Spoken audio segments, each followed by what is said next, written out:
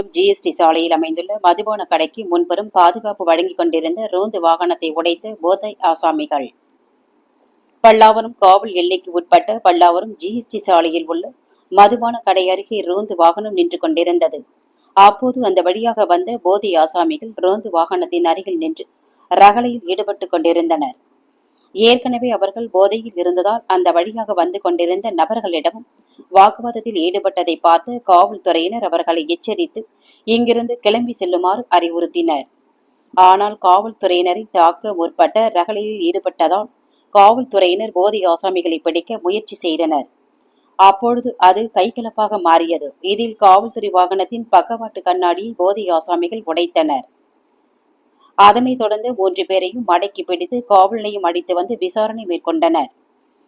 விசாரணையில் ராஜேஷ், மகேஷ்குமார், கோபி என்பது தெரியவந்தது. மேலும் விசாரணையை மேற்கொண்டு வருகின்றனர்.